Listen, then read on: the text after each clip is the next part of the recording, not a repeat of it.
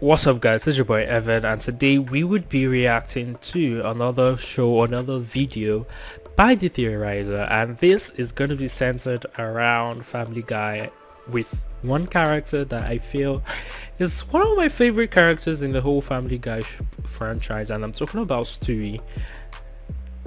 Now, I'm seeing some interesting things that the Theorizer is saying about Stewie, and I'm sure most of you guys have watched the video, so you know what I'm talking about. I want to check it out myself, so you know, if you like the reaction and you want to see it more, like, share, subscribe, and I'll see you guys in the video. I'm trying to keep this one short, so yeah, let's get right into it. Why is Stewie Griffin so smart? Stewie's not supposed to exist. Literally, he's a walking, talking space-time anomaly. I mean, I've always wondered why it was that smart, though. Secretly answered all of the questions in the show. Why Stewie is smart, why Peter is dumb, why Brian can talk, why other babies act like adults, the true nature of flashbacks, and maybe even who Rupert truly is. Now, don't tell me there's a theory about Rupert now. You'll get answers and so much more. Hello. I'm the Theorizer. I keep before we connect digging myself into this rabbit hole, man. Let's go. For those that don't remember, season 9, episode 16 of Family Guy, Stewie and Brian mess around with their time machine and end up accidentally warping outside of time and space itself. They're basically floating within an endless white void where they can create laws of physics and do anything with their minds. But they don't want to stay there, so they manage to overload Stewie's return pad and blast themselves back into the universe. After fixing his stuff, Stewie discovers that the explosion imprint matches identically to the cosmic background of the entire universe. No way. Their explosion was the Big Bang. Big Bang. When Stewie overloaded his return pad in an empty void, it triggered the entire blast of space-time that created the universe itself. In other words, they traveled back to before the universe, blew it up, and Stewie is canonically the real god of the Family Guy world. Remember this point home. Alright, calm down, Theorizer, calm down. I know that there's gonna be some dangling bait which you're giving us right now, and then you're gonna yank us out of the out of the river and be like, haha, gotcha. Calm down, but let's see. Of this impact, I'm interested. Brother Nemesis Bertram discovers he has a half brother. Since when? To trace their genetics back to a specific ancestor that led to Stewie being born, but not Bertram. Bertram's plan is to kill this ancestor before they can produce the offspring that led down to Stewie. This ancestor happens to be Leonardo da Vinci himself. So Bertram enters the machine and goes back to kill him. I haven't watched this one, bro. Their entire present reality starts eroding into an abyss of destruction, because if Stewie were never born in the first place, then he'd never have been able to create the universe like he did earlier in the episode. They rush into the machine and go to stop Bertram, but Da Vinci still dies in the process, and yet everything still exists. Stewie can only guess that because they're still in the past, he must be about to do something else, something here. He must do something that preserves it somehow. What did he do? He sends Brian back to the present, then extracts his own DNA and sticks it in Da Vinci's girlfriend so that his own genes ensure the survival of his own genes. Like a paradox. In the future. Then, to get back to the present, he creates a cryogenic freezing chamber, locks himself inside, instructs people to ship it on a boat to America and bury it deep underground at specific coordinates, while instructing the Vatican to hold on to a letter from him for 500 years before delivering it to modern-day Quahog at the exact time where, in the present, Brian then receives it. He sees the coordinates are underneath their basement and digs up the buried pod, which has had a frozen Stewie suspended beneath their house for 5 centuries inside. And I believe this one episode gives individual answers to each and every single mystery. People, I present the Griffin Paradox. Here comes okay, you hooked me with a bait now. I am drawn in. Evil, British, and weirdly experienced. I am drawn in now. Conclusion that the Family Guy universe is trying to bend things and shape itself so that it ensures Stewie's existence in order to ensure its own, as his machinery is its source and true nature. Stewie's machine that warps space and time was the blueprint for space itself and time itself, as it was the Big Bang. What's more is that Stewie and Brian's consciousness briefly existed before reality did and serve as the universe's blueprint for consciousness, hence them blasting through it.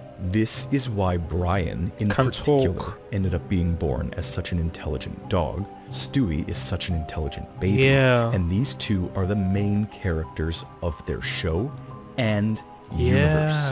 Simply put, Stewie is smart because the universe manipulated probabilities to make it fulfill the paradox of its own existence. Something was always going to happen to ensure it. Something will always happen. Everything points in favor of Stewie. This is not luck or plot armor, but fate.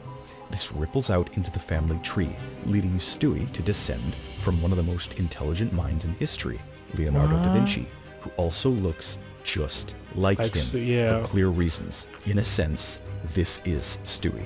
The whole reason the universe didn't let Stewie disappear when Da Vinci died is because Stewie writes reality by being his own progenitor. He isn't just a paradox of the universe, but also of his own bloodline, which was orchestrated to such a specific degree that it allowed him to be his own ancestor, filling gaps and fulfilling the necessary circumstances that let him become the most intelligent. If Stewie dies for even everything in the womb. With this blueprint in mind, I believe most of Stewie's flashbacks are actually flashes to other detailed lives, placeholders where he has existed in one form or another, and this was built to keep him alive in the event that the main Stewie died or was erased. Stewie is essentially having flashbacks to actual previous lives. We know this is probable because he and other sperm are conscious, knowing full well of the details of Earth. This is all why Stewie's genetic paradox and universal paradox take place in the same episode. It's the same thing.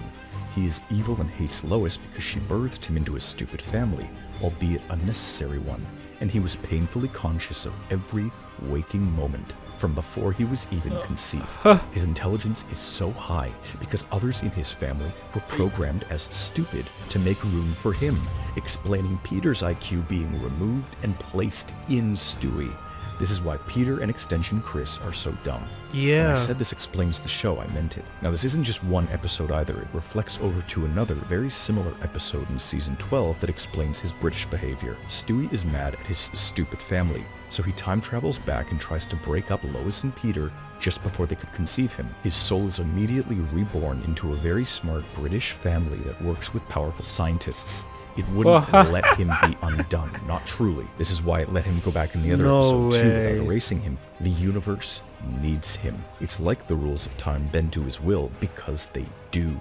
In the therapy episode, he reveals he's not even truly British, he just idolizes it, and his rebirth cements that. The universe needs him. His accent is tied to his soul. With all this talk of Stewie ensuring his own existence, it also dawned on me where his British fanaticism enters. Where did it come from? This time loop. And that answer, I believe, is found in his soulmate. It would appear Stewie and the universe have been trying to ensure some future legacy, perhaps in the form of the actual God character. Let me begin with his neighbor. Susie Swanson is the infant daughter of Joe and Bonnie. You'll recall Bonnie being pregnant with her for like 7 years throughout the show after she occasionally hear her inner thoughts. She is voiced by Patrick Stewart, playing Patrick Stewart. Yes, inside of her head. We hear her inner monologue saying, "This is Patrick Stewart. How are you enjoying the program so far?" This happens many times throughout the show. He says various things in her head, and she was born with a wheelchair. I was about to say she's Professor X or something, but no. Stewie's actually met Patrick Stewart himself in another episode shortly after Susie's birth. He transported the entire cast of Star Trek into his bedroom. I'm not sure yet what this Patrick Stewart has to do with Susie exactly, but I think it's all tied in because of how close together it all is, and more importantly, it sent me even further down this rabbit hole of baby girls, possibly even in the area of Susie's delayed birth. His relationship with Susie is one of love at first, but she doesn't like him. If the world is trying to orchestrate soulmates to orchestrate his destiny, then we need to look further. In season 3, a bunch of British people come to town and Stewie befriends a little Cockney girl and tries teaching her to be posh and polite, eventually succeeding. The result, however, is that she becomes angry and hateful and evil like he is, and seeks to also kill Lois after she blames her for the hanging of her father. We never see her again despite this plot thread being left wide open on purpose, but he basically taught her his ways like a spreading virus, and I believe we might have something of an answer to this in the episode where Stewie's soulmate meddling comes full circle, in the one, the only, Penelope. Penelope is one of my favorite guest characters on the entire show, and she also goes by Mrs. Stewie.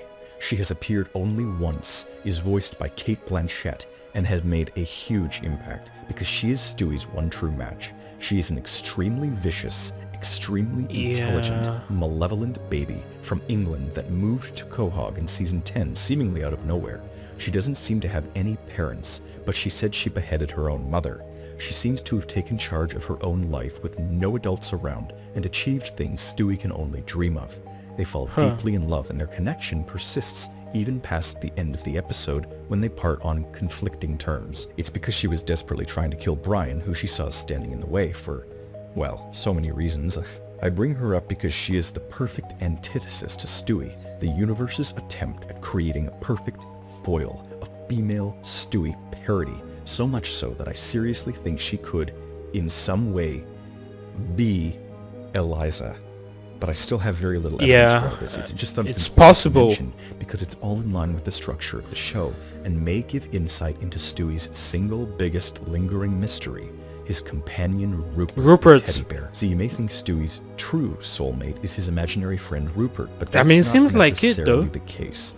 Rupert is an imaginary friend, not a real person. They primarily use Rupert as kind of a mechanism to serve the running gag kind of mystery of whether Stewie's gay or not. Yeah, that's While true. in the main plot, he's been with women. You know, aside from Brian impregnating him, which is, I'm not even... Yeah, I'm not gonna watch this episode. Skip it. No, Yeah, that I haven't seemingly watched could be it, connected and to all I'm this. never I gonna know that watch it everyone again. Think about it. However, Rupert is nonetheless more important than all these people, despite not being seen nearly as much lately, because he serves as Stewie's reflection. It's not just an imaginary friend. I strongly believe Rupert is God. Not the caricature for cutaways per se, but the real deal. He is the entire manifestation of the universe's subconscious from Stewie. All lives condensed into one to give Stewie advice and information from his deeper self so he can grow as a person. This is the universe's direct So hotline is that to Stewie. why he's always acting like he's talking to Rupert? Like Rupert talks to him and And Stewie's like he own has subconscious, conversations with all Rupert. The same thing. This is the role of real imaginary friends too, subconscious teaching. The only thing is, remember, Stewie's subconscious is the universe. Thus Rupert is God. In short, Stewie is smart because he created the universe and his own genetic bloodline, paradoxically ensuring it on purpose It never and ends. accidentally. This is also why Brian can talk, Peter is dumb, and the flashbacks are so prevalent. They are the universe asserting itself. To communicate back to himself and fulfill his destiny, Stewie and the universe have tried engineering soulmates that include Eliza, Penelope, and possibly Susie Swanson, with Rupert being the divine imprint communicating back through Stewie's subconscious to direct him towards his fate as ruler of the world. Now we just have to solve the other worlds. So subscribe. Yeah. There will be more. Join the Patreon for updates on the matter. Wow. Never thought I was gonna be watching a theory about Family Guy and about Stewie, but this one left me out of words. I am speechless. I do not know what to say. I'm just trying to I'm just trying to take it, absorb everything I just watched and digest it in a way that only I can understand, because what? I knew that when he was gonna start this theory, he was gonna dangle some bait, and when we catch it, it's gonna take us into a whole other thing, and I was not wrong.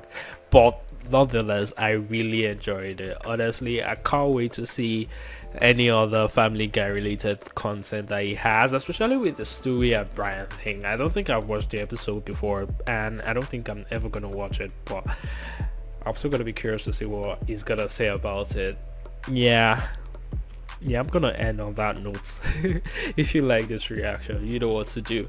Like, share, subscribe, and I'll see you guys on the next one. Peace.